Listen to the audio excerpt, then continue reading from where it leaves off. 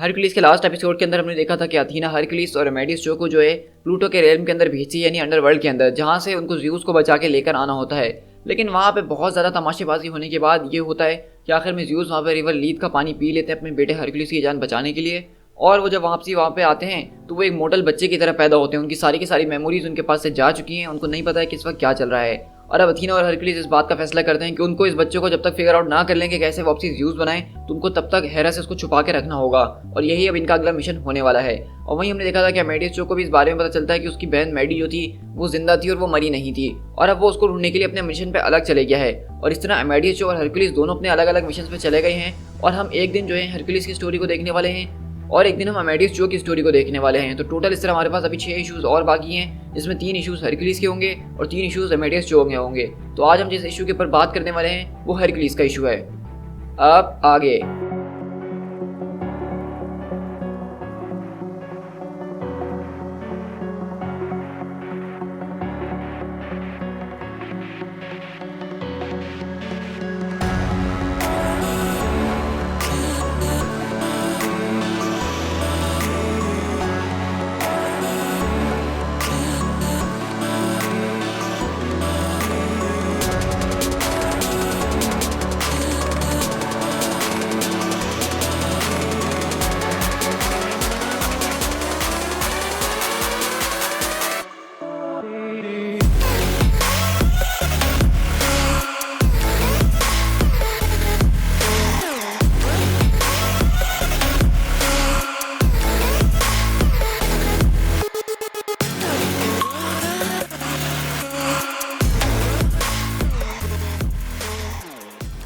यहाँ से new Jersey के अंदर ही शिफ्ट होते हैं अटलांटिक सिटी के अंदर, जहाँ पे वो लोग जो है ज़्यूस को लेके जा रहे होते हैं अथीना और हरक्यूलिस।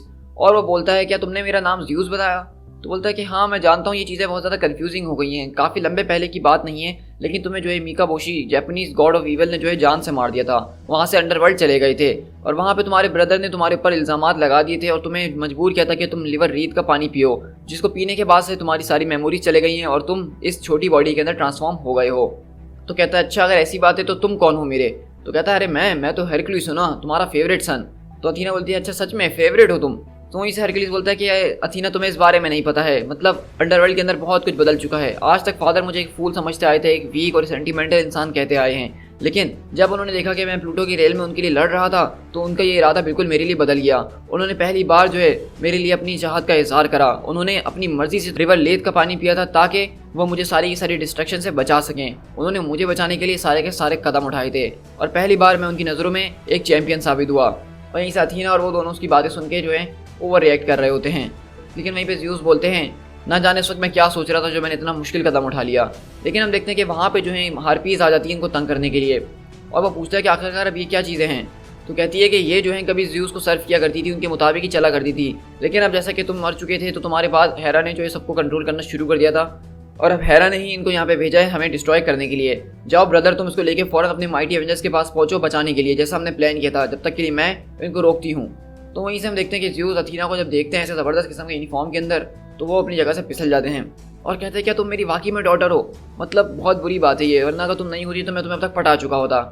तो यहीं पर अथीना बोलती है कि यू, और वो वहाँ से आगे बढ़ जाती है और हरक्यूलिस बोलता है कि तुम जाओ बहन यहाँ से, मैं यहाँ से इसको आगे लेके निकल जाऊँगा।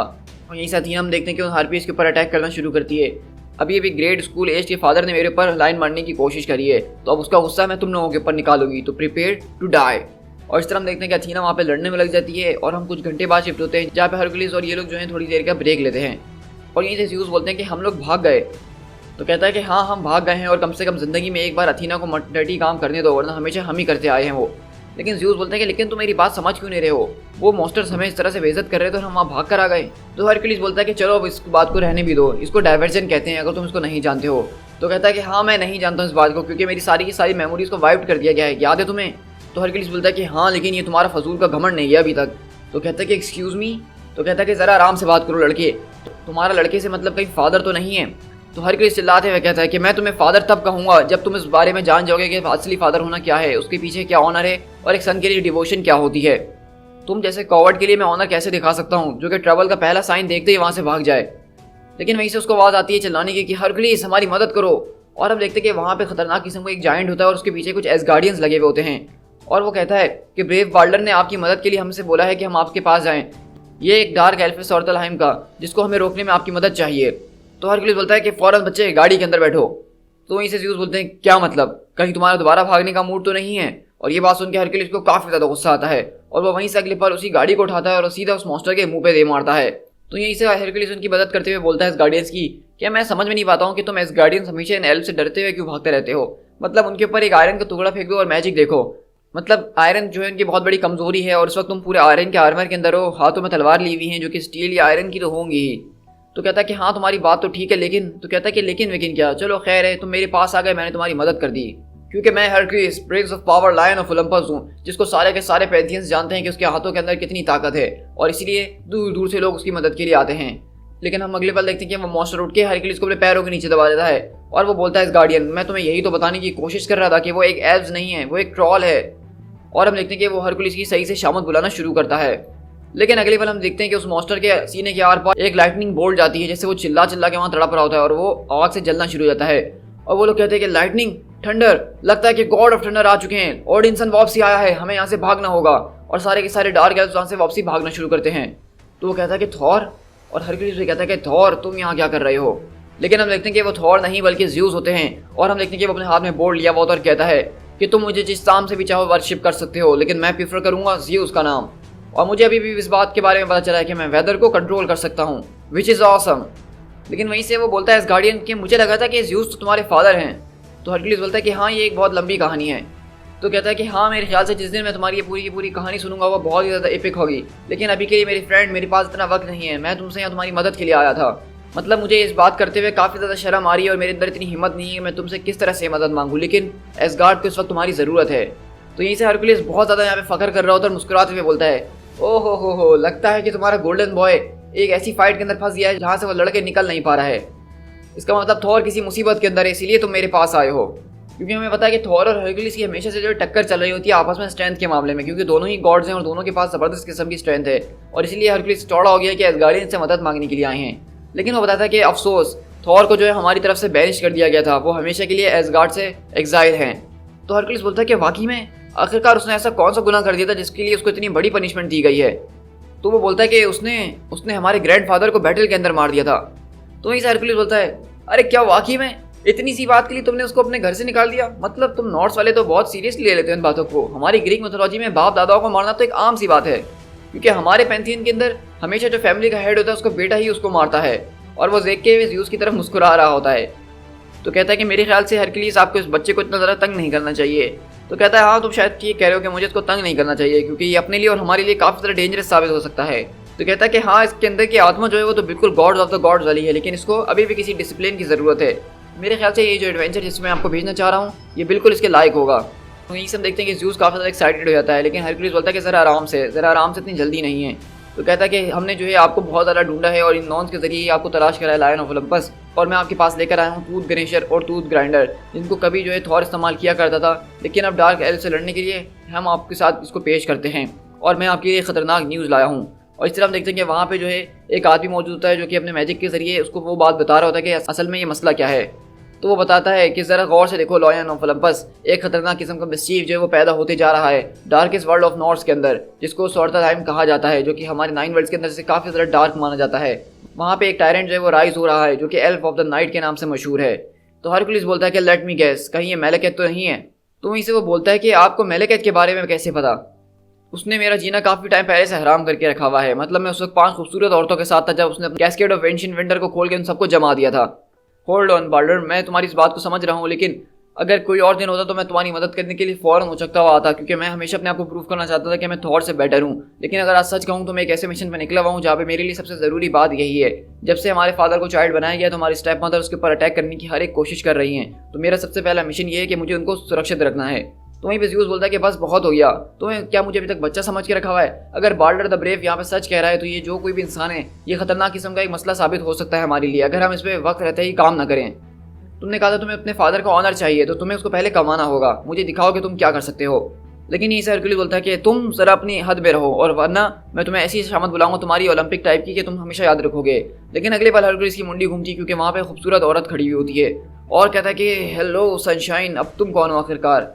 ये एल्फाइज है जो कि डार्क एल्फ्स की क्वीन है ईस्टर्न स्पायर्स की, और इसने वो सारी की सारी ट्रीटीज को तोड़ के जो हमने स्वॉर्ड ऑफ द लाइम के साथ बना के रखी हुई थी। इसने एक नया इंजन बनाया डिस्ट्रक्शन के लिए, और अब जैसा कि माइटी थॉर है नहीं हमारी गोल्डन रेन को गार्ड करने के लिए, तो इसने इस बात को ठान लिया कि अब उसके और एसगार्ड के बीच में कोई नहीं आ सकता है, और एसगार्ड को खत्म करने के बाद वो सारे के सारे 9 वर्ल्ड्स को कॉन्क्वेस्ट पे निकलेगी। तो वहीं पे ज़्यूस और हरक्यूलिस तो इस लड़की को देख के बिल्कुल ठरकी हो चुके हैं, मतलब ग्रीक वाले तो सारे ही ठरकी होते हैं, हमको ये पता है। और वहाँ पे ज़्यूस भी बोले होते हैं क्या एक क्वीन जितनी खूबसूरत होगी उसको उतना ही कमीना होना भी ज़रूरी है क्या? तो हरक्यूलिस बोलता है कि हाँ यूजुअली यही होता है। तो बताओ हरक्यूलिस तुम क्या कहोगे? तो हरक्यूलिस बोलता है कि हाँ भाई हम तो उस मिशन पे चलने के लिए बिल्कुल तैयार हैं, लेकिन तुम बस अथीना को कुछ मत बताना। तो ज़्यूस बोलता है कि हाँ हाँ डील हम तुम्हारे साथ चलेंगे भाई। तो वहीं से हरक्यूलिस बोलता है कि ऑल राइट, अब बताओ कि तुम्हारा प्लान क्या है इस बारे में। देखो हमारा प्लान बहुत ज़्यादा सिंपल है। एल्व्स हमेशा जो है थॉर से डरते हुए आए हैं, अब हमें उनको इस बात पे विश्वास दिलाना होगा कि थॉर अभी भी हमारे साथ है, वो बाल्डर और एसगार्ड को सर्व कर रहा है। तो हरक्यूलिस बोलता है क्या मतलब, तो अब तुम चाहते हो कि मैं हथौर के पास जाऊं और उससे मदद के लिए भीख मांगूं तुम लोगों के लिए? तो कहता है कि नहीं हरक्यूलिस ऐसा कुछ भी नहीं है, हम आपको जो है वहाँ पे भीख मंगवाना नहीं चाहते हैं, बल्कि हम आपको कुछ तोहफे देना चाहते हैं जिसके जरिए आप बदल के रह जाएंगे। तो हरक्यूलिस बोलता है कि वो कैसे? और हम पीछे से देखते हुए जो मैजिशियन होता है वो बोलता है कि तुम इस सब की चिंता छोड़ दो ओलंपियन, ये सब मुझ पे छोड़ दो। और हम देखते हैं कि अगली बार उसको मैजिक के जरिए थॉर जैसा बना लेते हैं, थॉर जैसा कॉस्ट्यूम वगैरह हर एक चीज़। तो यहीं से हरक्यूलिस शीशे पे अपने आप को देखकर बोलता है हाँ ये हुई ना बात, वैसे बियर्ड वाला लुक थॉर से ज़्यादा अच्छा लग रहा है मेरे ऊपर, सही कहा मैंने। और हम देख रहे हैं कि यहाँ पे बेसिकली हरक्यूलिस जो है अब माइटी थॉर बन के वहाँ पे जाएगा उनसे लड़ने के लिए। और इस तरह हम देखते हैं कि ज़्यूस वहाँ पे अपनी चुटकी बजाते हैं जिससे थंडर भी वहाँ पे पैदा हो जाता है। तो इस तरह थॉर का ये कॉम्बो बिल्कुल कंप्लीट हो गया, उसका लुक भी और उसकी पावर्स भी ज़्यूस की वजह से। और यहीं से वो बोलता है वार्डर्स को एक हैमर देते हुए कि ये हम एक आपके लिए डिसेप्शन क्रिएट की हुई है, ये जो है वैसा हैमर तो नहीं है असली म्योनियर की तरह, लेकिन ये भी काफ़ी ज़्यादा मजबूत है, अपने लुक को पूरा करने के लिए आप इसको अपने पास ही रखिएगा। लेकिन हम देखते हैं कि हरक्यूलिस वहाँ पर उस हैमर को लेता है और अपने हाथों से ही उसको कुचल देता है और बोलता है कि वाकई में ये तुम लोग की नज़र में सबसे बेस्ट है, मुझे नहीं लगता कि ये मेरे किसी भी काम आने वाला है। तो वो बोलता है कि अरे आप ये क्या कर रहे हैं, हमारे पास ये सिर्फ एक ही था। तो कहता है कि काम योरसेल्फ एज गार्डियन, बहुत ज़्यादा टेंशन लेने की ज़रूरत नहीं है क्योंकि मेरे पास इससे बेहतर एक सोल्यूशन है, और इसके लिए मुझे सिर्फ अपने पुराने घर में जाना होगा वहाँ से उस चीज़ को उठाने के लिए जहाँ पे मैं अपने सबसे ज़्यादा कीमती सामान को रखा करता हूँ।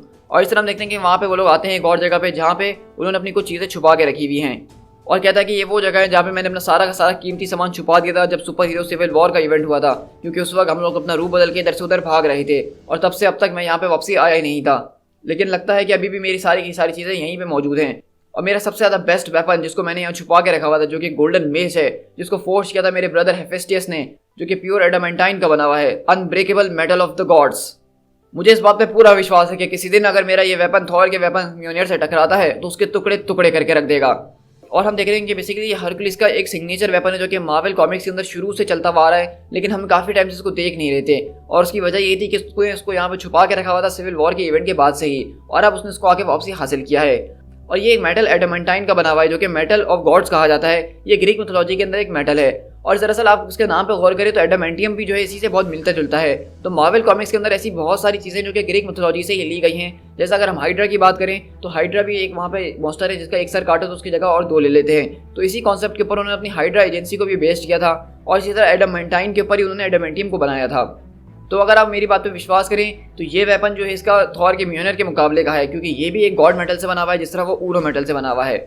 और हम देखते हैं कि वहाँ पे वो जो मैजिशियन होता है बोलता है कि टिल देन अगर तुम इसको इस्तेमाल करना चाहते हो तो मैं थोड़ा सा इसके ऊपर एक इंचेंटमेंट डाल देता हूँ जिससे लगेगा ऐसे सामने वाले को ये म्योनियर ही है।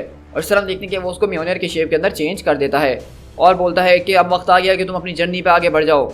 और इस तरह हम यहाँ से वाशिंगटन डीसी के पास शिफ्ट होते हैं जहाँ पे हरक्यूलिस और वो लोग आगे बढ़ते हुए आ रहे होते हैं, और कहता है कि बी होल्ड, ये है एक्सेस मुंडी, the centre of the world, यहीं से सारे के सारे ज़मीन और आसमानों को जो है रखा जाता है, ये अंडरवर्ल्ड और अर्थ और हेवन उन सब का सेंटर है। लेकिन यहीं से ज़्यूस बोलता है कि सर एक मिनट, ये तो सिर्फ एक बिल्डिंग है, यहाँ पे कुछ भी नहीं है। तो हरक्यूलिस उसकी आंखों के ऊपर हाथ रखता है और कहता है कि हाँ वाकई में तुम अपनी बच्चों वाली आंखों से नहीं बल्कि गॉड वाले विजन से देखने की कोशिश करो।